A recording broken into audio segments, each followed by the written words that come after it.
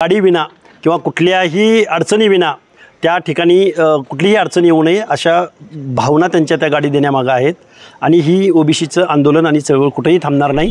राणी सावरगाव येथे तुम्हाला गाडी गिफ्ट दिली आहे, नेमकं काय भावना आहे तुमच्या? खरं तर हे ओबीसीच्या चळवळीची आंदोलनाची आणि टोटल ओबीसींच्या ज्या भावना आहेत, आरक्षणाबद्दलची जी भावना आहे ती जबाबदारी खूप माझ्या अंगावर पडलेली आहे।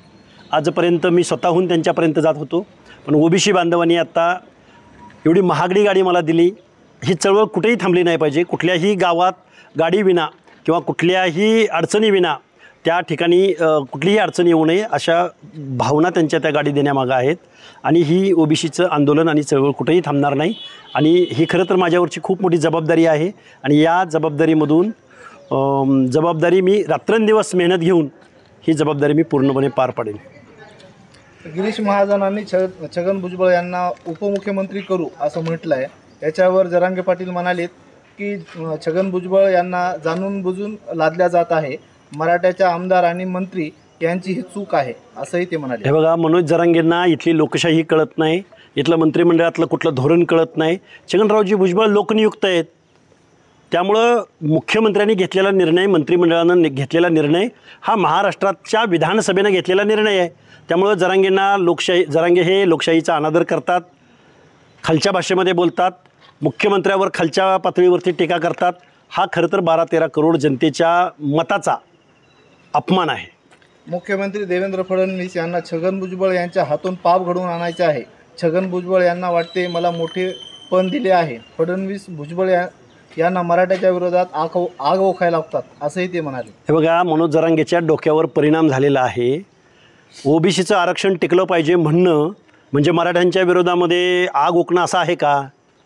ओबीसीचं जे सामाजिक मागासांचं आरक्षण आहे ते आरक्षण टिकलं पाहिजे, त्याला धक्का लागता कामा नये हे म्हणणं म्हणजे कसा काही जातीवाद असू शकतो? त्यामुळे मनोज जरांगे हा पागल माणूस आहे। खरोखर त्याला एखाद्या वेड्याच्या हॉस्पिटलमध्ये ॲडमिट करावं लागेल। त्यांना काय आहे, लोकशाही कशासाठी असते आणि लोकशाहीचा अनादर? अरे मुख्यमंत्र्यांनी घेतलेला निर्णय आहे तो, आणि तुम्ही विधानसभेला आपटून बसला ना जरांगे। तुम्हाला 4 माणसं निवडून देता आली नाहीत, तुम्ही ज्या मतदारसंघात बसला तिथला माणूस तुमचा पराभूत झाला। तुम्ही कशाला मुख्यमंत्र्यांना, लोकनियुक्त माणसाला लोकशाहीचा अनादर करताय जरांगे तुम्ही? देवेंद्र फडणवीस एक दिवस असा माणूस होणार आहे की सगळ्यात राजकारणातून संपलेला माणूस। तर ते म्हणतायत की सर्व पक्षातील आमदार खासदार लागणार आहेत, त्याला राहायला संडास एवढी जागा सुद्धा मिळणार नाही। बघा, कावळ्याच्या शापानं काही गाई मरत नाही, ही आमची महाराष्ट्रातली म्हण आहे। त्यामुळे जरांगे असं काहीतरी बरळत राहणार म्हणलं नाही का मी, डोक्यावर परिणाम झाला त्याच्या।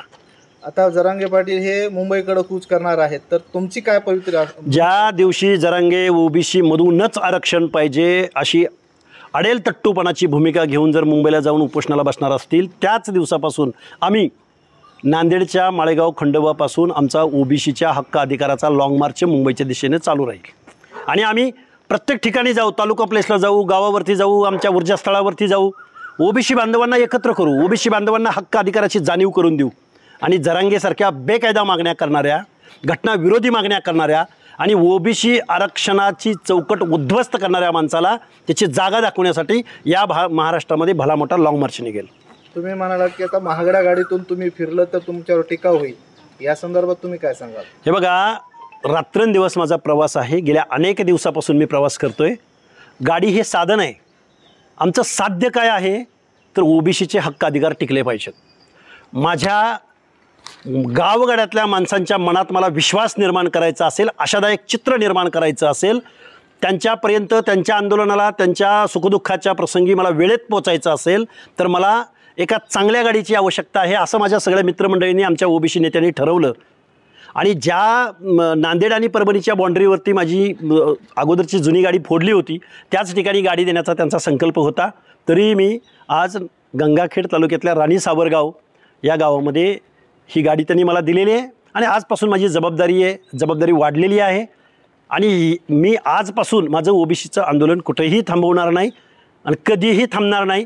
एकदम स्पीडनं हे आंदोलन, कारण महाराष्ट्र कव्हर करायचं आहे, महाराष्ट्रातला ओबीसी एकत्र आणायचं आहे, 18 पगड जातीच्या लोकांना समजावून सांगायचं आहे, हर एक जातीच्या मेळाव्याला, त्यांच्या ऊर्जास्थळी, त्यांच्या पवित्र स्थळी जायचं आहे, हा महाराष्ट्र कव्हर करायचा आहे। म्हणून ही गाडी बसून AC मध्ये बसून फिरण्यासाठी नाही, तर महाराष्ट्रातल्या 18 पगड जाती एकत्र करण्यासाठी ही गाडी मला दिलेली आहे, याची मला जाणीव आहे.